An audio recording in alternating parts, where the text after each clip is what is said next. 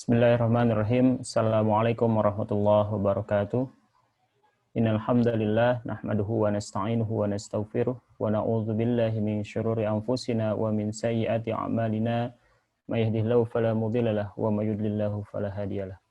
Asyhadu an la ilaha illallah wahdahu la syarika lah wa asyhadu anna Muhammadan abduhu wa rasuluhu la nabiyya ba'dah. Allahumma shalli wa sallim ala sayyidina Muhammadin wa ala alihi wa sahbihi ajmain. Qala Allah Ta'ala fil kitabihil karim, a'udzu billahi minasy syaithanir rajim. Bismillahirrahmanirrahim. Ud'u ila sabili rabbika bil hikmah wal mau'izatil hasanah wajadilhum billati hiya ahsan. Wa qala Nabi sallallahu alaihi wasallam, may yuridillahu bihi khairan yufaqihu fiddin. Alhamdulillah pada kesempatan hari ini kita masih bisa bertemu walaupun dalam kajian yang saya isi berupa rekaman tidak secara langsung. Pada kesempatan ini kita masih membahas tentang bagaimana Rasulullah berinteraksi. Dan saat ini kita akan membahas tentang bagaimana Rasul berinteraksi dengan orang-orang Badui. Jadi kita tahu bahwasannya salah satu komponen masyarakat di masyarakat Arab, maka dikenal ada dua kelompok besar. Yang pertama adalah kelompok kaum Badui, ya, yang dimana mereka hidupnya adalah nomaden, berpindah-pindah, dan memiliki watak yang agak keras, ya, dibandingkan dengan mereka yang hidup menetap, seperti misalnya yang menetap di Mekah, menetap di Madinah, dan juga menetap di tempat-tempat yang ada di Jazirah Arab. Nah, karenanya interaksi Rasulullah dengan orang-orang Badui ini cenderung perlu kita contoh, ya, perlu dikaji oleh kita untuk kita mempelajari bagaimana cara berinteraksi dengan orang-orang yang setipe dengan orang-orang Badui ini. Nah, yang perlu dijelaskan bahwasanya orang Badui ini mereka hidup di padang pasir, ya. Mereka berpindah-pindah mengembala domba. Dan karena hidupnya cenderung pada kelompok-kelompok kecil, jadi mereka jarang bertemu dengan manusia yang banyak. Jadi tingkah mereka itu cenderung lebih keras dari sisi karakter, dari sisi bahasa pun cenderung lebih keras. Nah, karenanya perlu ada kesabaran lebih, dan kita lihat bagaimana Rasulullah SAW mendidik mereka dan menjelaskan Islam kepada mereka. Baik, saya akan share screen terkait dengan beberapa hal yang perlu kita pelajari dari interaksi Rasulullah dengan orang-orang Badui ini.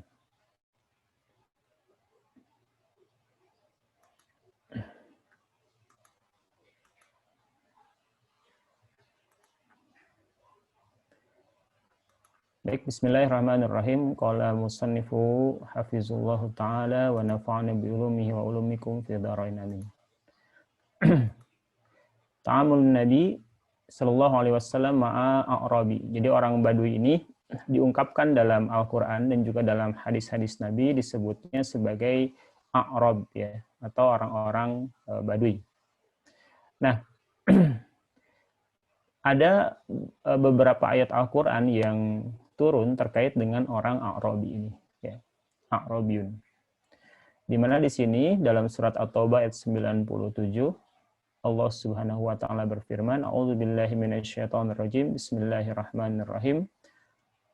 Al-a'rabu asyaddu kufran wa nifaqan wa ajdaru alla ya'lamuna hududa ma anzalallahu ala rasulih. Jadi di sini Allah Subhanahu wa taala menjelaskan terkait dengan ada karakter orang-orang Arab Badui, yaitu di mana Allah menyatakan bahwasanya al-a'rabu asyaddu kufran wa nifaqan. Sesungguhnya orang-orang Badui itu lebih banyak kafir dan munafiknya. Wa ajdaru alla ya'lamu hududa, ya. Dan lebih wajar tidak mengetahui hukum-hukum yang diturunkan Allah. Ma anzalallahu ala rasul, yang diturunkan Allah kepada Rasul. Jadi orang-orang Badui ini dia memiliki banyak sekali yang kafir dan juga nifak, ya. Dan tentu mereka tidak akan banyak mengetahui terkait dengan hukum-hukum yang turun kepada Rasulullah Shallallahu Alaihi Wasallam. Ya. Nah, ini adalah ungkapan yang pertama diungkapkan dalam Al-Quran terkait dengan kondisi orang-orang Baduy. Ya. Jadi memang urf mereka itu keras, ya. Sifat mereka itu memiliki sifat yang keras dan kasar. Ya. Akan tapi di sini Rasulullah SAW dan dipuji pula dalam Al-Quran, diungkapkan dalam Al-Quran di mana bagaimana Rasulullah SAW menghadapi mereka semua. Ya. Ini pelajaran dari Al-Quran. Ya. Allah berfirman dalam surat Al-Imran ayat 159, Fabima rahmatin minallahi lintalahum. Dikarenakan karena rahmat Allah, engkau berlemah lembut kepada mereka, walau kunta fazzan ghalizul qalbi la faddu min haulik. Ya. Jikalau memang kalian, ya, jikalau engkau bersikap keras, lagi berlaku kasar, tentulah mereka akan menjauhkan diri dari sekelilingmu. Ya. Fa'fu anhum wastaghfir lahum wasyawirhum fil amri fa idza azamta fatawakkal 'ala Allah innallaha yuhibbul mutawakkilin. Ya. Dan mohonkanlah ampun bagi mereka dan bermusyawarahlah dengan mereka dalam urusan ini. Dan jika kamu sudah membulatkan tekad, maka bertawakallah kepada Allah. Sesungguhnya Allah menyukai orang-orang yang bertawakal. Dan di sini Rasulullah dalam menghadapi umatnya, beliau melakukan dengan pendekatan, ya, dengan lemah lembut. Fabima rahmatin minallah. Dikarenakan adanya rahmat dari Allah, ya, maka Rasulullah lintalahum, ya, berlemah lembut kepada mereka. Karena apa? Kalau misalnya Rasul itu keras, ya, keras dilawan keras, maka apa? Mereka tidak akan tertarik dengan Islam dan malah mereka akan pergi dari Rasulullah dan mungkin akan memusuhi Islam itu sendiri. Ya. Nah, karenanya ini yang pujian dari Allah Subhanahu wa taala terkait dengan apa yang dilakukan oleh Nabi Shallallahu alaihi wasallam dan merupakan petunjuk bagi kita, ya, bagaimana kita menghadapi orang-orang yang memiliki watak keras dan juga watak yang kasar. Untuk perinciannya nanti ada beberapa yang perlu kita rincikan, ya. Tapi secara umum demikian. Jadi, dan sudah diketahui bahwasannya orang Baduy ini dia tinggal di gurun pasir, ya, padang pasir gitu ya. Dan ini menjadikan apa? Menjadikan sifat mereka yang keras, ya, sifat mereka yang kasar. Karenanya Nabi SAW bersabda, man badan jafan. Ya, barang siapa yang tinggal di gurun pasir, dia akan menjadi kasar, dia akan menjadi keras. Ya, jadi dijelaskan oleh dalam kitab An-Nihayah bahwasannya orang-orang yang tinggal di gurun pasir ini mempunyai tabiat yang keras dan juga kasar. Dikarenakan apa? Liqillatin mukhalitin nas. Dikarenakan mereka itu sangat sedikit sekali berinteraksi dengan manusia. Ya. Gitu. Jadi orang-orang yang jarang berinteraksi dengan manusia gitu, itu cenderung memiliki sifat yang keras dan juga kasar. Ya, tidak tahu bagaimana cara bersikap, cara menghadapi orang seperti ini seperti apa, ya, cara menghadapi orang yang lebih muda, cara menghadapi orang yang lebih tua. Ya. Semakin orang itu banyak pergaulannya luas, dia bisa luas gitu dan bisa menyesuaikan diri. Dibandingkan dengan orang-orang yang cenderung tertutup, ya, yang tidak mau bergaul, ya, maka dia akan kaku dalam berinteraksi. Ya. Nah, ini yang terjadi terhadap orang-orang Arab Baduy. Mungkin ketemunya adalah dengan kambing, ya, dengan onta, gitu ya. Dan tentu cara mereka berkata kepada kambing, kepada onta berbeda tentunya dengan kepada manusia. Tapi kalau misalnya mereka sering ngobrolnya dengan hewan-hewan demikian, ya, maka akan pada saat bertemu dengan manusia tentu akan ada kikuk juga bagaimana cara berinteraksinya. Nah, karena penting, ya, untuk kita melatih teknik komunikasi, berlatih juga dalam berbicara dengan orang lain, berinteraksi, maka kita harus menemui kelompok-kelompok yang mungkin sebelumnya tidak pernah kita temui, ya. Begitu. Makanya harus ada pengalaman dalam berinteraksi. Nah, itu adalah karakter orang Arab tadi. Tapi Al-Quran pun, ya, menyatakan ada orang-orang Arabi ini yang mereka beriman kepada Allah. ya. Mereka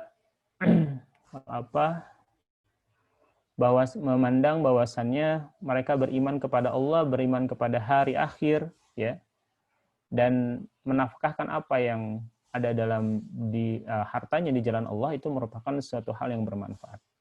Ya. Seperti misalnya dalam surat At-Taubah, lanjutan dari ayat tadi, yaitu At-Taubah ayat 99. Wa minal a'rabi may yu'minu billahi wal yaumil akhir, dan dari orang-orang Badui itu orang-orang yang beriman kepada Allah dan hari akhir, wa yattakhidhu ma yunfiqu qurubatin indallahi was salawati rasul. Ya. Jadi ada orang-orang di antara orang Badui itu yang beriman kepada Allah dan hari kemudian dan memandang apa yang dinafkahkannya sebagai jalan untuk mendekatkan diri kepada Allah dan sebagai jalan untuk memperoleh doa Rasulullah. Sayudkhiluhumullahu fi rahmah. Maka Allah akan memasukkan mereka ke dalam rahmatnya. Innallaha ghafurur rahim. Dan sesungguhnya Allah itu maha pengampun lagi maha penyayang. Nah, jadi di awal, ayat tadi di awal adalah celaan kepada orang-orang Arab Badui yang apa? Yang dia kafir dan nifak, ya. Yang mengambil jalur kekafiran dan mengambil jalur kemunafikan, ya. Karenanya dinyatakan dengan sifat yang Allah ungkapkan jelas adanya kekafiran dan kemunafikan, malah disebutkan dengan asyaddu kufran, ya. Sangat kuat kekafirannya dan juga kemunafikannya. Tapi mereka Arab Badui yang dia mau untuk membuka hatinya, membuka pikirannya dan akhirnya menerima Islam, mereka beriman kepada Allah dan Rasul-Nya. Artinya apa? Artinya sekeras-kerasnya orang, ya, seterbelakangnya orang dalam bergaul, ya, sesulit mereka berkomunikasi, itu tetap bisa ternyata Islam itu masuk ke dalam diri mereka. Ya. Tentu dengan metode yang Rasulullah ajarkan, yaitu apa tadi? Dengan pendekatan yang memang lemah lembut. Karena pada dasarnya manusia itu tetap memiliki naluri, ya. Memiliki naluri dan memiliki akal. Jikalau akalnya itu bisa terpuaskan dan nalurinya itu bisa tersentuh, ya, gorizatut tadayunnya itu bisa tersentuh, maka insya Allah, ya, dakwah itu akan masuk dan mereka akan beriman kepada Allah dan kepada hari akhir. Gitu.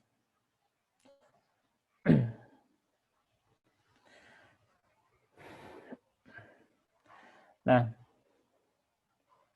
dan memang di sini dinyatakan juga Allah berfirman, wa mimman haulakum minal a'rabi munafiqun, dan dari orang-orang, ada sebagian orang-orang di sekeliling engkau Muhammad, di sekeliling kalian kaum muslimin, ya, dari orang-orang Badui, ya, yang mereka itu munafik, min ahlil Madinah, yang merupakan penduduk, dan juga dari penduduk ahli Madinah, ya. Jadi ada orang-orang Badui dan juga orang-orang penduduk Madinah yang dinyatakan oleh Allah sebagai orang-orang munafik. Maradu 'alan nifaqi la ya'lamuhum. Ya. Mereka sudah terbiasa dengan kemunafikan dan engkau Muhammad tidak mengetahui mereka, siapa saja mereka. Gitu. Jadi Islamnya pura-pura gitu. Karena sudah melihat kejayaan kaum muslimin, kejayaan umat Islam, maka apa?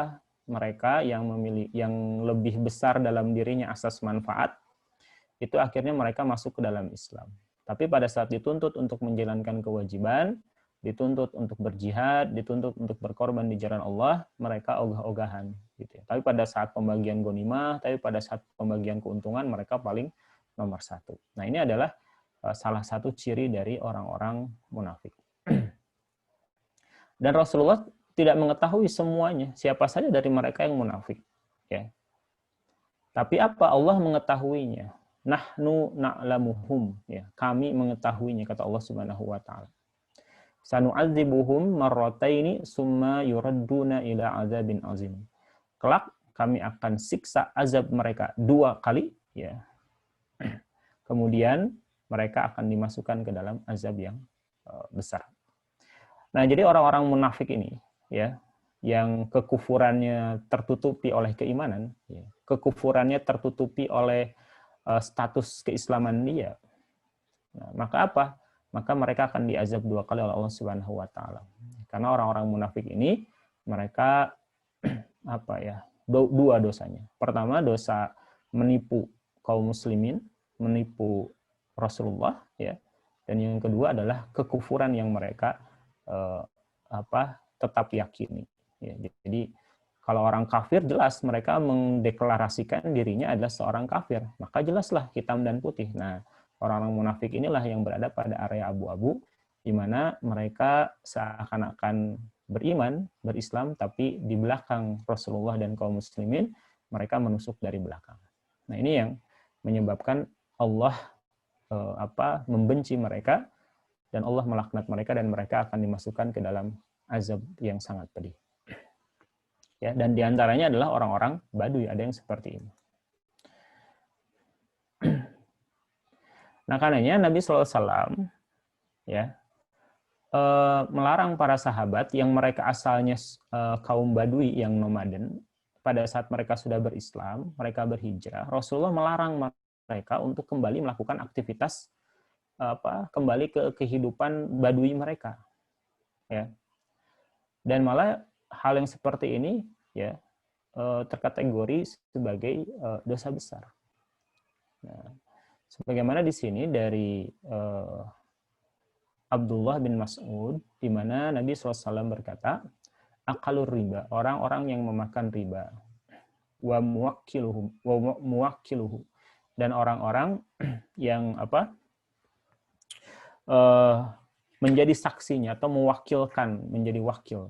Ya. Wakatibuhu, dan orang-orang yang mencatatnya, iza alimu dzalika, jika mereka mengetahui terkait dengan urusan riba. Wal washimatu, orang yang mentato. Wa mausyumatu, dan orang-orang yang ditato lil husni, untuk kecantikan, untuk keindahan. Ya. Wala wis sadaqah, dan orang-orang yang tidak mau membayar zakat.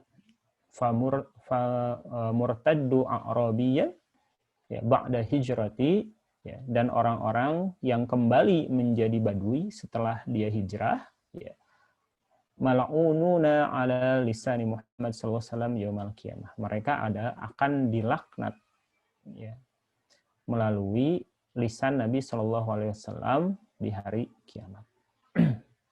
Ya, jadi ciri khas dari yang disebut sebagai dosa besar adalah apa?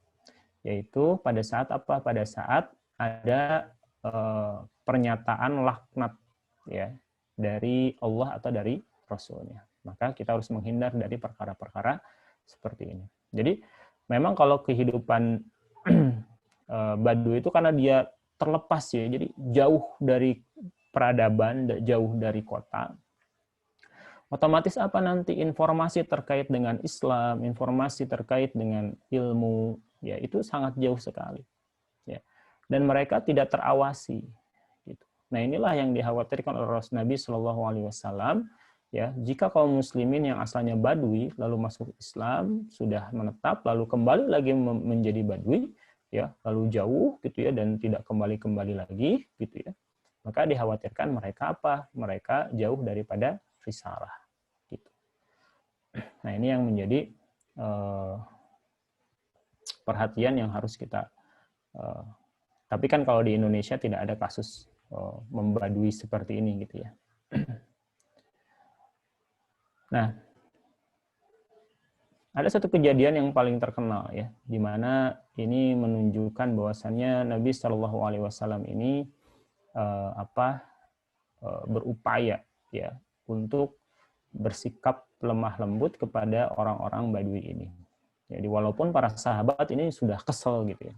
Seperti misalnya yang diriwayatkan dari Anas bin Malik. Ya.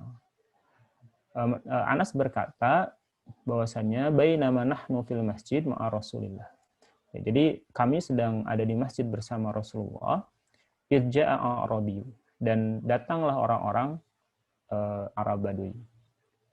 Faqama yabulu fil masjid, ya, maka mereka ada yang berdiri dan mereka kencing di masjid, ya. Faqala ashabu Rasul, ya, mereka dan berkatalah para sahabat Nabi, gitu ya, mah, ya, hentikan, gitu ya, stop, jangan seperti itu.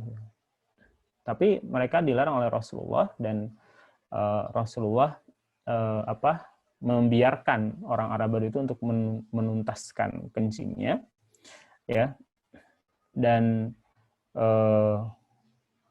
di mana Rasulullah akhirnya memerintahkan para sahabat untuk mengambil air dan menyiram. Gitu. Dan membiarkannya sampai kencingnya itu selesai.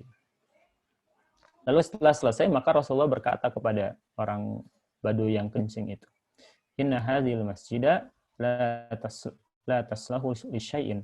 Masjid ini tidak digunakan untuk selain tidak boleh digunakan tempat untuk kencing gitu. Wala qazri, dan juga untuk najis-najis yang lainnya.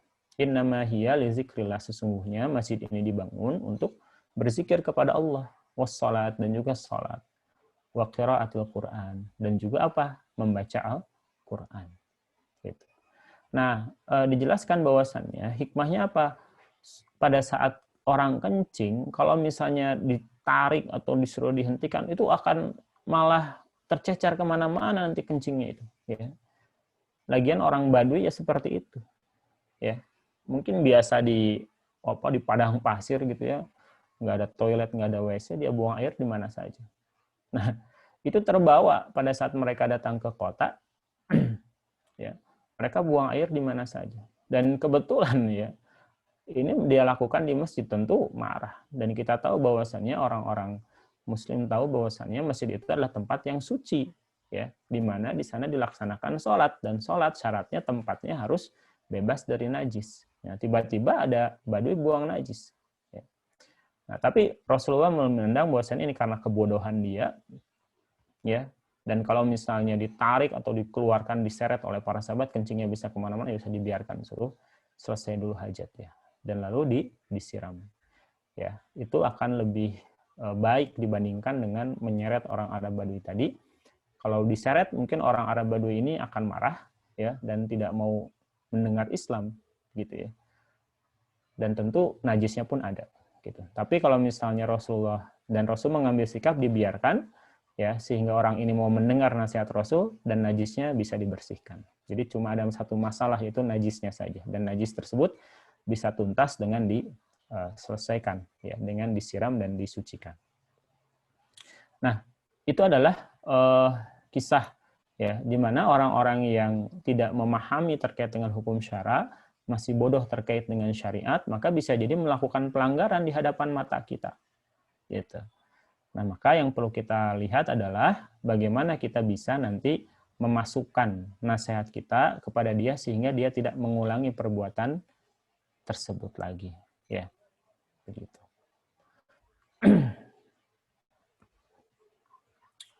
Baik, ini saya cari yang poin-poin utamanya. Gitu.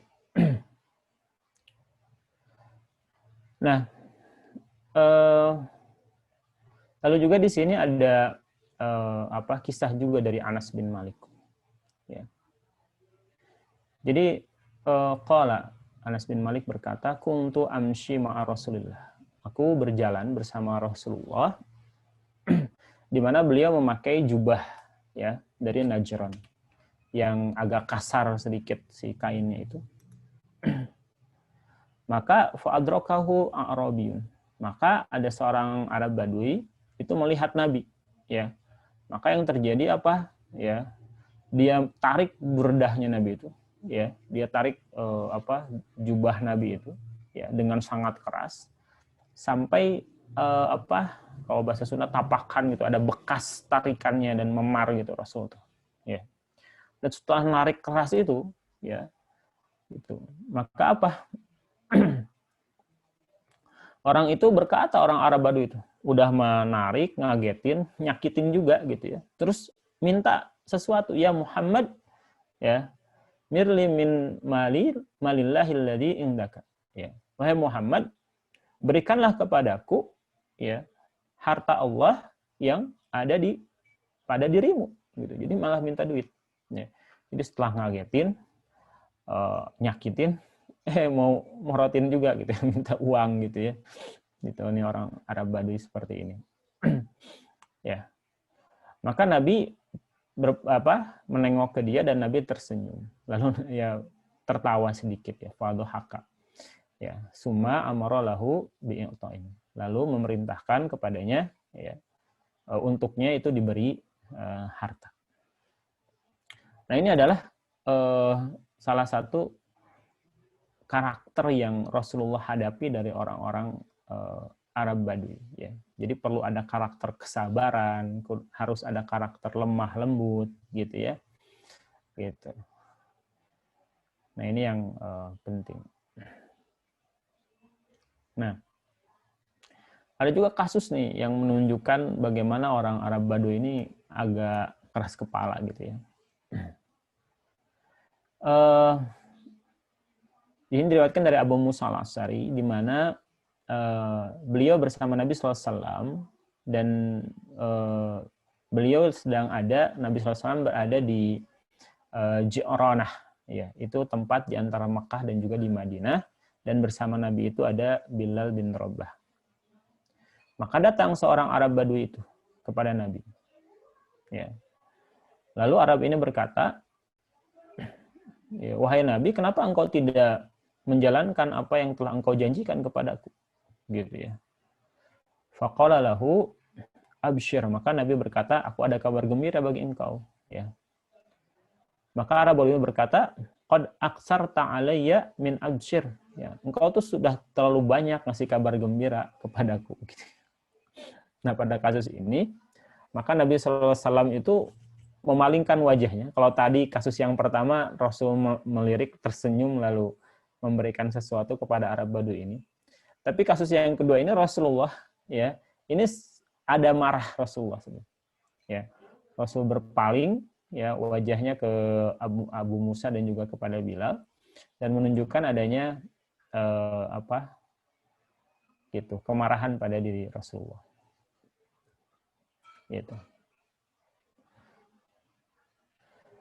Nah, maka apa? Nabi berkata, raddal busyra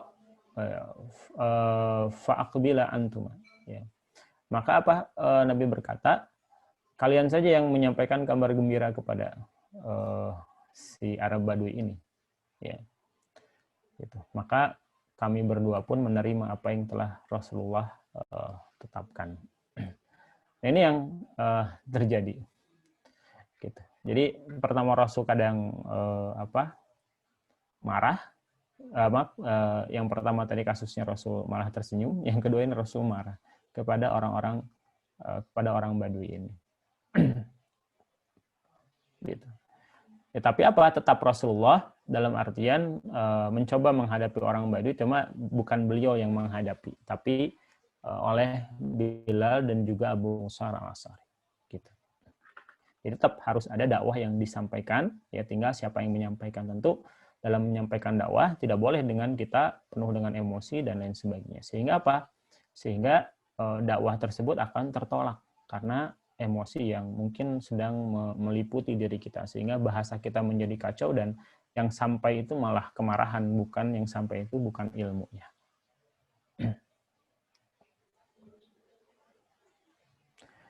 Nah, lalu juga pernah terjadi kepada Nabi SAW, ini orang Arab Badui juga, ya. Diceritakan dari Jabir bin Abdullah, ya. Bahwasanya beliau berperang bersama Nabi SAW, ya. Dan setelah selesai berperang mau kembali ke Madinah, mereka beristirahat dulu, ya, dan beristirahat di sebuah kebun yang banyak sekali pohon-pohonnya. Lalu apa? Lalu mereka Rasulullah dan juga masing-masing dari para sahabat itu memilih satu pohon untuk tempat berteduh. Ya, mereka pun duduk di pohon, ya, Nabi pun duduk lalu menggantungkan pedangnya. Ya, menggantungkan pedangnya. Nah, mungkin pernah ada kisah ya di mana mungkin kita pernah dengar kisah Rasul itu diancam pedang oleh seseorang kafir gitu. Nah, kejadian itu sebenarnya kejadian ini. Ya. Lalu dinyatakan bahwasannya kami semua tertidur, ya. Dan tiba-tiba Rasul memanggil kami. Ya, kami pun datang dan mendapati seorang Badui sedang duduk di sebelah beliau. Ya. Rasul bersabda, ya, orang ini mengambil pedangku. Ya, sedangkan aku lagi tertidur, dan aku bangun mendapati pedangnya itu, ya, sudah terhunus, gitu ya. pedangku itu ada di tangannya dan terhunus, gitu ya. Maka orang Arab itu, nah Rasul cerita gitu ya, dia berkata kepadaku, ya, takhafuni, ya, takutlah engkau kepadaku. Nah, aku berkata, la, tidak. Ya. Maka orang ini berkata, orang Badui tadi, ya, lalu siapa yang akan mencegah engkau dariku? Ya, gitu. Melindungi engkau dariku, gitu ya. Maka aku katakan Allah, ya. Dia pun akhirnya menyerungkan pedang dan Rasul tidak menghukumnya. Ya, dalam riwayat lain dinyatakan bahwasannya orang itu jadi lemes kan. Lalu pedangnya terjatuh, Rasul ambil, lalu Rasul ancam balik, gitu kan.